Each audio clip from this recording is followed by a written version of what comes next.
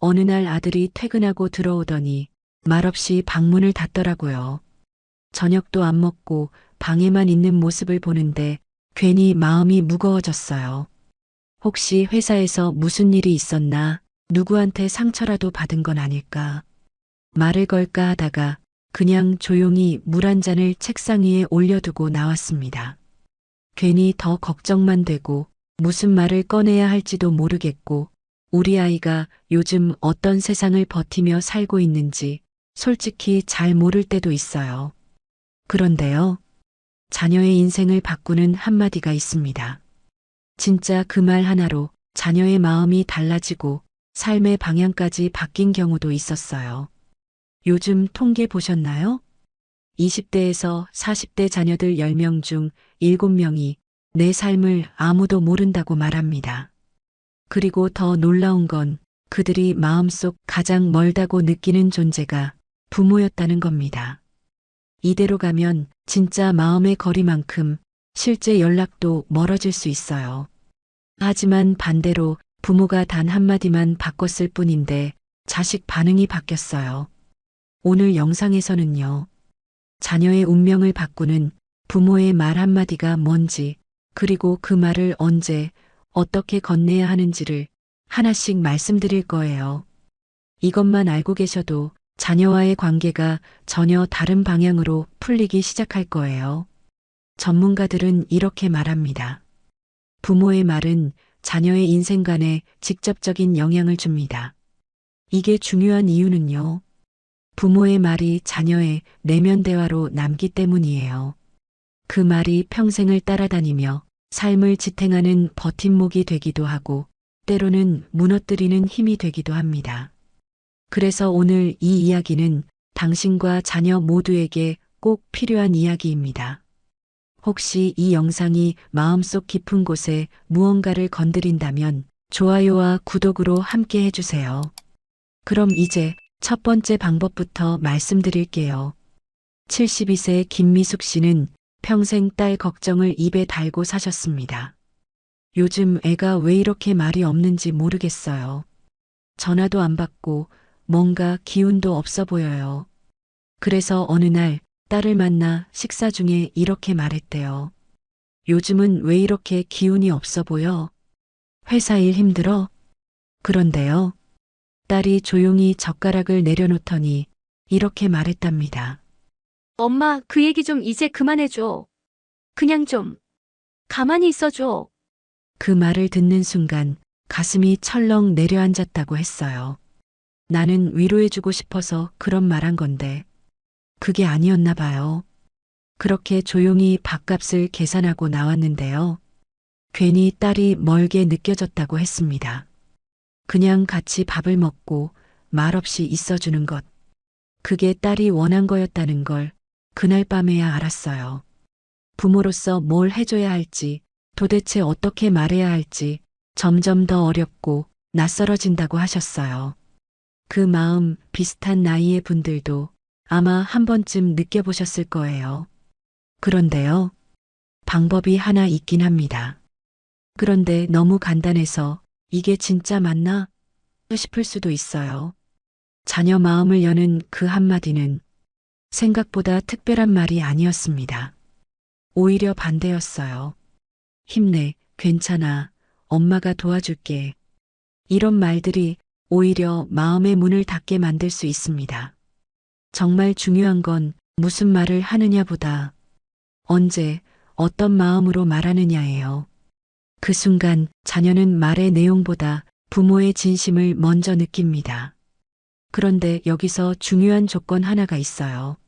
내가 뭔가를 말해야겠다는 마음을 잠시 내려놓는 것. 이 조건을 놓치면 아무리 좋은 말을 꺼내도 그 순간 자녀는 마음을 닫습니다. 왜 그런 걸까요? 우리 세대는 힘든 건 참아야지, 자식은 부모 말 들어야지라는 생각으로 살아왔습니다. 그런데 요즘 자녀들은 감정 노동 속에서 하루하루를 버티며 삽니다. 회사에서는 웃으며 일하지만 속으로는 눌려 있고 집에서는 괜찮은 척 하지만 사실은 지쳐 있어요. 그리고 중요한 건요. 요즘 자녀들은 누가 뭔가를 설명하거나 충고하려 하면 무의식적으로 거리를 둡니다. 그 이유는 간단합니다. 이미 세상 어디에서도 있는 그대로의 나를 받아주는 곳이 없다고 느끼기 때문이에요. 그런데 부모마저 너 잘 되라고 그러는 거야 하며 말을 꺼내면 자녀 입장에서는 마지막 남은 공간마저 없어지는 겁니다. 그래서 요즘 세대 자녀들에게는 정답 같은 말이 필요한 게 아니라 그저 말없이 옆에 있어주는 사람이 필요합니다. 그걸 심리학에서는 정서적 안전지대라고 부릅니다.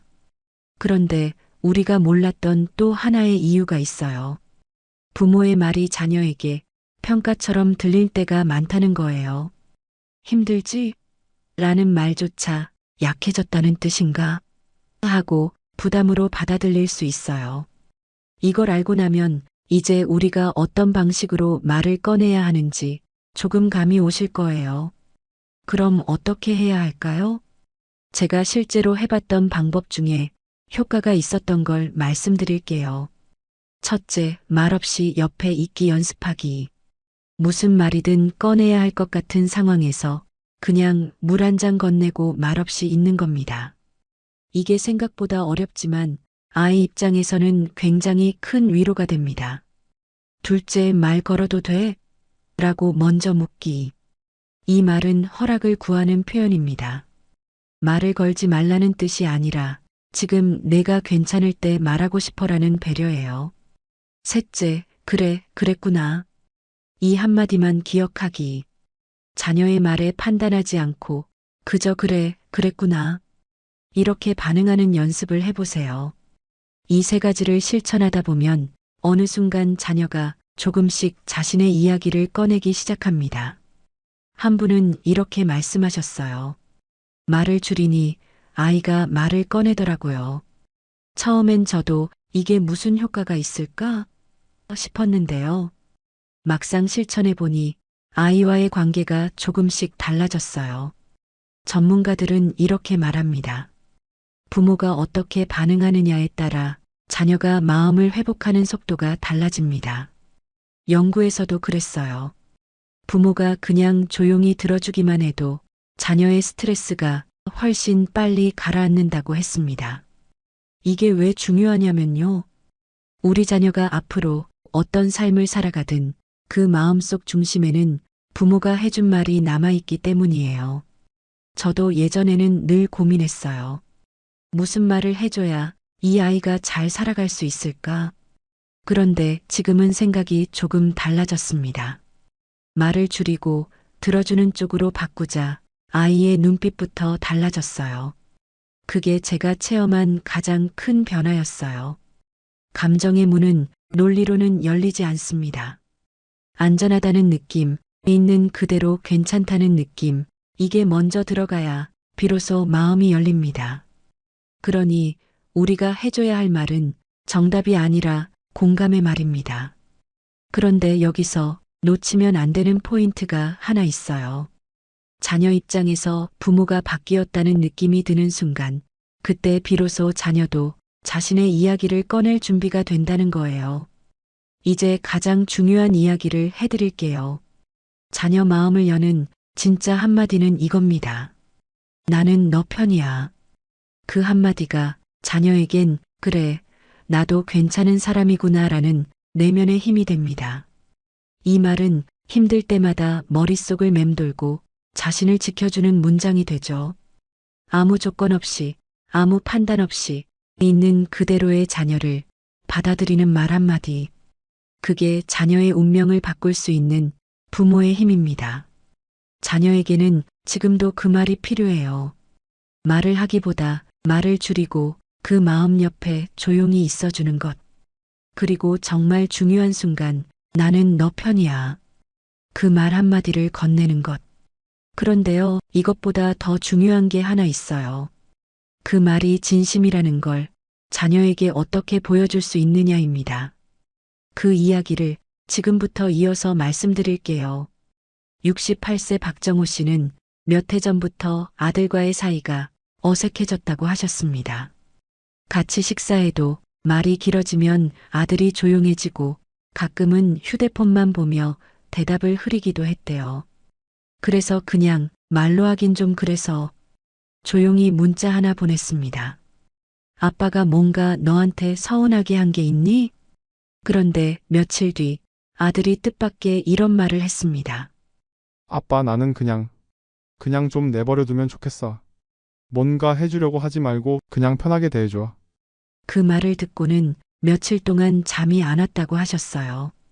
나는 그냥 뭐라도 해줘야 아빠 노릇하는 줄 알았는데 그게 아니었나 봐요. 박정호 씨는 그 뒤로 말보다 행동을 바꿔보기로 했습니다. 말을 줄이고 작은 행동 하나로 마음을 보여주는 쪽으로. 그 결과 놀라운 변화가 생겼다고 합니다. 그 행동이 뭘까요? 사실 아주 단순한 겁니다. 자녀가 힘들어 보일 때 말 한마디 없이 함께 걷는 것이었습니다. 그냥 말없이 동네를 한 바퀴 돌자고 하는 거예요. 처음엔 아들도 무슨 말인가 싶어 고개를 갸웃했지만 몇 번 반복하다 보니 표정이 달라졌습니다. 그리고 어느 날 걷다가 문득 이렇게 말했대요. 아빠, 예전엔 나랑 이렇게 걷지도 않았잖아. 그 말 한마디에 가슴이 뭉클하더랍니다. 이처럼 말보다 먼저 몸이 움직인 행동 하나가 아이 마음을 건드릴 수 있습니다. 하지만 여기에도 놓치면 안 되는 전제 조건이 있어요. 말 없는 행동에는 판단도 기대도 담기지 않아야 한다.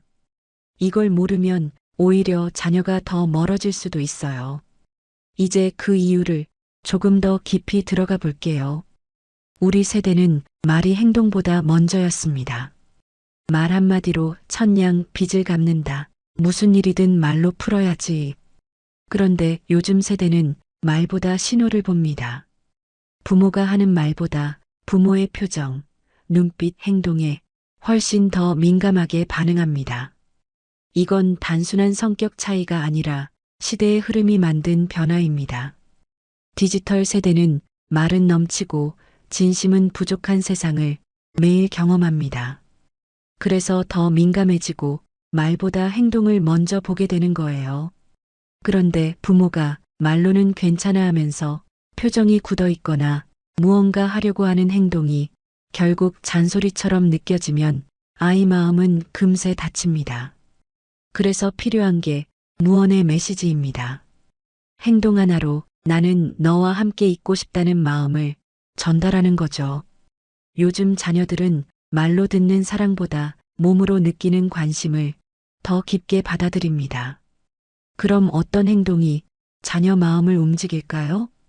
제가 해봤던 그리고 다른 분들이 효과를 본 구체적인 예를 3가지 알려드릴게요. 첫째, 함께 걷기 습관 만들기. 일부러 무슨 이야기를 꺼내려고 하지 않고 그냥 바람이나 쐬자 하고 나가는 겁니다. 같이 걸으면서 자연스럽게 말이 튀어나오는 순간이 있어요. 둘째, 자녀가 먹는 음식을 조용히 함께 먹어보기. 자녀가 배달한 음식이 어떤지, 좋아하는 간식이 뭔지 한번 따라 먹어보는 것도 자녀에겐 존중받는 느낌으로 다가갑니다. 셋째, 메시지 말고 작은 손편지 한 장. 말로는 어색해도 한 줄만 써도 됩니다. 내가 요즘 많이 애쓰는 것 같아서 아무 말 안 해도 나는 내 편이야. 이 문장 하나면 충분합니다. 한 분은 손편지를 주고 아무 말 없이 책상에 놓고 왔다고 했어요. 며칠 뒤 자녀가 그 편지를 지갑 속에 넣고 다니는 걸 보게 됐답니다. 그 순간 눈물이 핑 돌았다고 하셨어요. 처음엔 이런 행동들이 쑥스럽고 이상하게 느껴지겠지만요. 딱 한 번만 해보세요. 자녀의 반응은 당신이 상상하는 것보다 훨씬 따뜻할 겁니다. 심리학 연구에 따르면 비언어적 애정 표현은 가족관계 만족도에 가장 큰 영향을 줍니다. 이게 왜 중요할까요? 자녀에게 말로 사랑을 전달하는 건 기억에 남지 않지만 행동으로 보여주는 사랑은 감정으로 남기 때문입니다. 저도 해봤습니다. 처음에는 괜히 이런 걸 한다고 아이가 뭘 느끼겠어? 생각했는데요. 딱 한 번 딸과 손잡고 동네를 걸었을 때 딸이 이런 말을 했습니다. 엄마 손, 생각보다 따뜻하네. 그 말에 그날 저녁 말로 표현 못할 위로를 받았습니다. 말은 잊히지만 행동은 기억됩니다. 그리고 그 행동이 자녀가 힘들 때 다시 떠올릴 수 있는 마음의 풍경이 되는 거예요. 부모의 말은 순간을 바꾸지만 부모의 행동은 기억을 만듭니다. 이게 자녀에게 버팀목이 되는 진짜 이유입니다. 이제 마지막 단계입니다. 자녀 마음에 오래 남는 행동, 그건 바로 이겁니다. 먼저 다가가고 조용히 머무는 것. 말도 설명도 눈치도 없이 그저 기다리는 행동 하나. 그 행동은 시간이 지나도 마음 깊숙이 남습니다. 자녀는 말하지 않지만 다 알고 있어요. 누가 자신을 위해 기다려주고 있는지. 그게 부모라는 걸 느끼는 순간 자녀도 마음을 엽니다. 그게 바로 운명을 바꾸는 행동이에요. 지금까지 말씀드린 핵심은 이겁니다. 자녀에게 다가가는 가장 좋은 방법은 말보다 먼저 움직이는 행동 한 가지입니다. 걷기, 음식, 손편지, 이 작은 행동들이 자녀 마음속 신호로 남습니다. 그런데요, 이렇게 마음을 열기 시작한 자녀에게 가장 조심해야 할 순간이 있습니다. 그 순간 실수하면 다시 마음이 닫혀버릴 수 있어요. 그 이야기를 바로 이어서 말씀드릴게요. 75세 이영희 씨는 아들과의 관계가 점점 불편해졌다고 하셨어요. 예전엔 잘 지냈는데 요즘은 같이 있으면 괜히 눈치를 보게 돼요. 그래서 어느 날 아들이 퇴근하고 들어오자 이렇게 말하셨습니다. 요즘은 엄마 생각도 좀 해줘야 하는 거 아니니? 그 순간 아들이 얼굴을 굳히며 말했대요. 엄마, 또 그런 말 하지 마. 그리고는 방으로 들어가 버렸습니다. 혼자 남은 거실에서 이영희 씨는 한참을 앉아 있었어요. 내가 뭘 그렇게 잘못했지?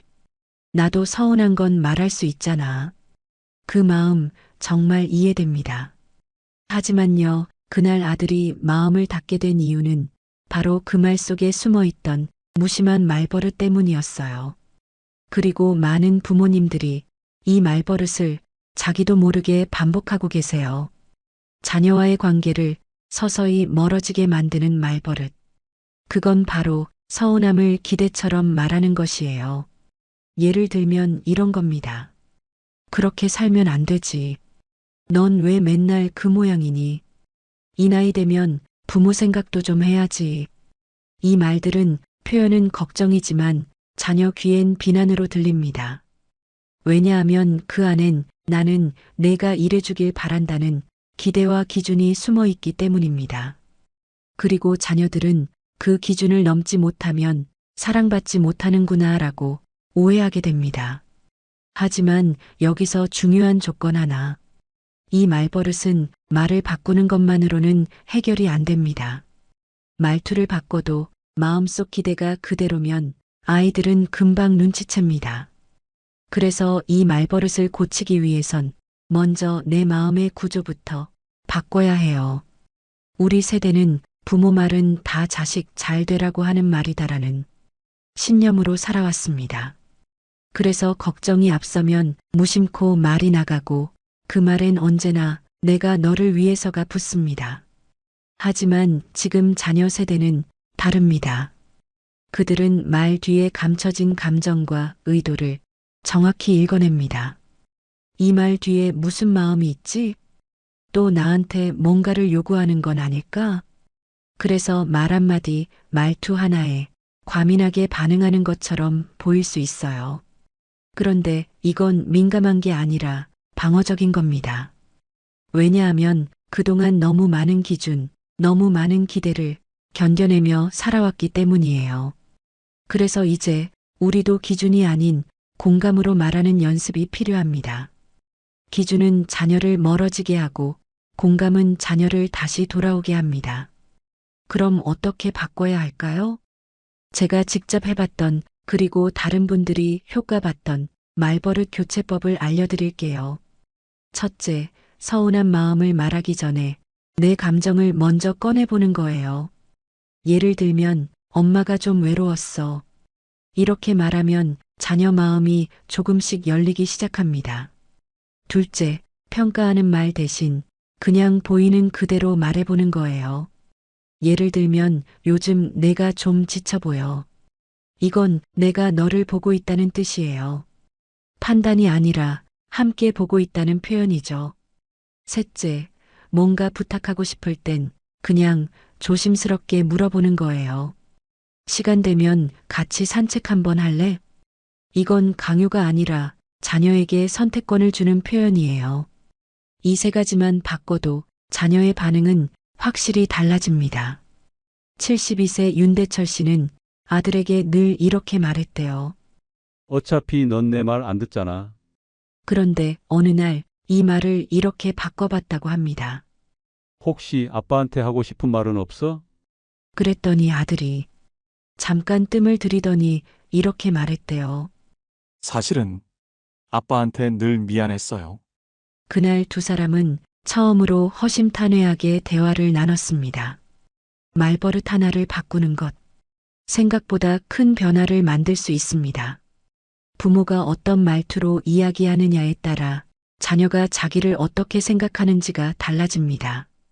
심리학 연구에 따르면 자주 비판적 말을 들은 자녀일수록 자신에 대한 신뢰감이 낮고 실패에 더 취약합니다.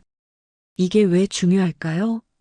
부모의 한마디가 자녀 인생의 거울이 되기 때문입니다. 그 거울이 매번 넌 왜 그 모양이니? 라는 말로 채워지면 자녀 마음엔 자신을 부끄러워하는 그림자가 남습니다. 하지만 반대로 나는 내가 지금 모습도 괜찮다고 생각해. 이 한마디는 자녀 마음속에 받아들여지는 감각을 남깁니다. 저도 말투를 바꾸기까지 쉽지 않았어요. 왜냐면 서운한 건 서운한 거니까요. 그런데 그 서운함을 기대로 바꾸는 순간 아이에게 상처가 되더라고요. 그래서 저는 그 마음을 그냥 내 감정으로만 표현해 보기로 했어요. 그랬더니 아이가 처음으로 엄마 나도 미안해라고 말했어요.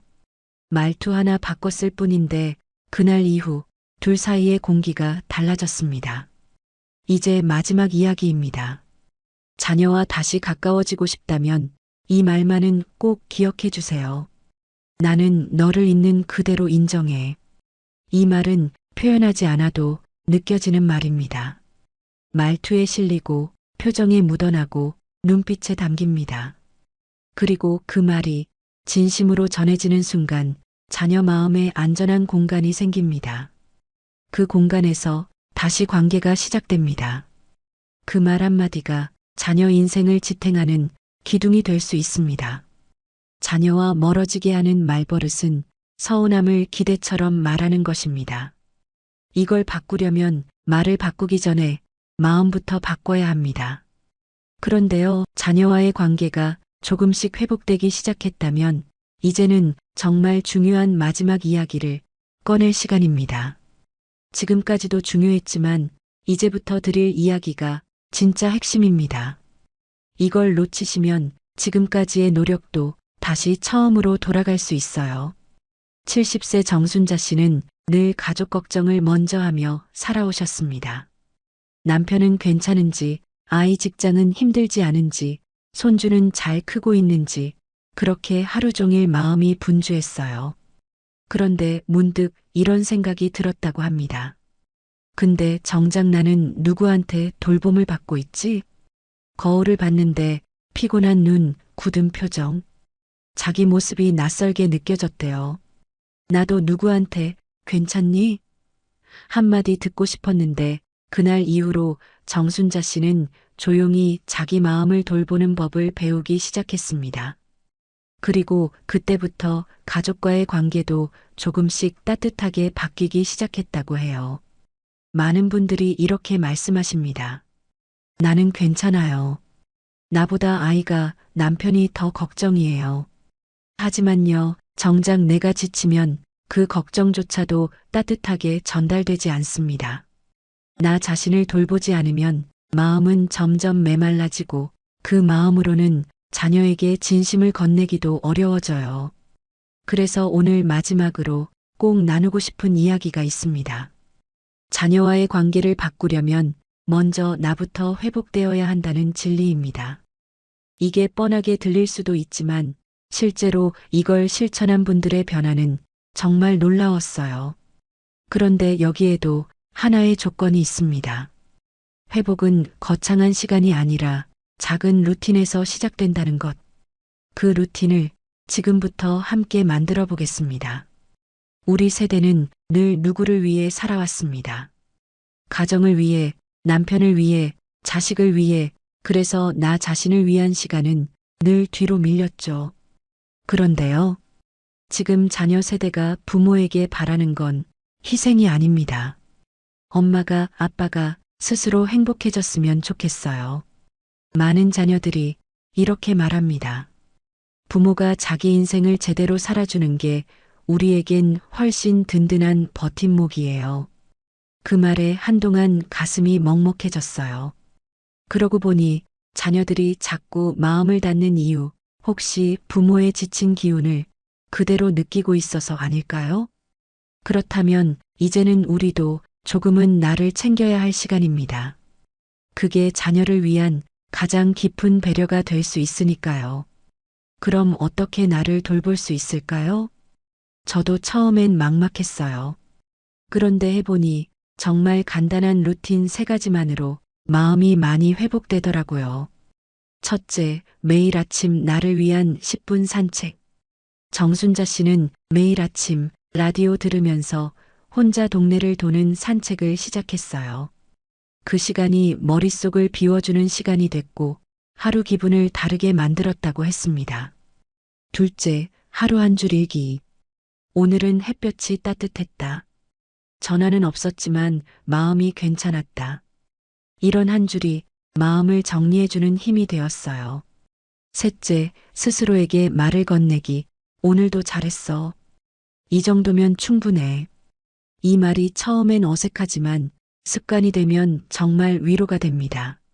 한 분은 거울을 보며 이 말을 하다가 눈물이 핑 돌았다고 하셨어요. 살면서 누구한테도 그런 말을 들어본 적이 없었거든요. 그 눈물이 마음을 씻겨주는 첫 시작이었습니다. 연구 결과에 따르면 자기 돌봄을 실천하는 중장년층은 스트레스 대응 능력이 2배 이상 높고 가족 만족도도 더 높았습니다. 전문가들은 이렇게 말합니다. 자기 회복이 된 부모는 감정을 통제하는 힘이 커지고 자녀와의 갈등도 줄어듭니다. 이게 왜 중요할까요? 회복된 마음은 타인의 감정을 품을 공간을 만들어주기 때문입니다. 저도 실천해 봤습니다. 매일 아침 10분 산책을 3주 정도 이어가다 보니 하루 기분이 달라지더라고요. 그리고 신기하게도 자녀와 통화할 때 목소리도 더 부드러워졌어요. 엄마 요즘 목소리가 좋아졌네. 이 말에 마음이 녹았습니다. 아이도 느끼는 거예요. 부모의 마음이 건강해지고 있다는 걸. 결국 내 마음이 회복되면 그 여운이 자녀에게까지 전해집니다. 그게 가족 전체를 바꾸는 조용한 시작이 될 수 있어요. 이제 마지막 루틴 하나를 꼭 말씀드리고 싶습니다. 나를 안아주는 마음 하나 만들기. 하루에 한 번 혼자 조용한 시간에 이렇게 말해보세요. 이만하면 괜찮아. 나는 지금도 충분해. 이 말은 누가 해주는 게 아니라 내가 나에게 해주는 말이에요. 그리고 그 말이 쌓이고 쌓여서 내 마음의 안전지대가 됩니다. 그 안정감이 자녀에게도 고스란히 전해집니다. 그게 바로 부모가 자녀에게 줄 수 있는 가장 따뜻한 선물입니다. 그래서 우리는 자녀와 좋은 관계를 이어가려면 먼저 내 마음을 돌보는 것부터 시작해야 한다는 걸 알게 됩니다. 회복은 거창한 게 아니에요. 매일의 작은 루틴, 가벼운 산책 한 번, 일기 한 줄.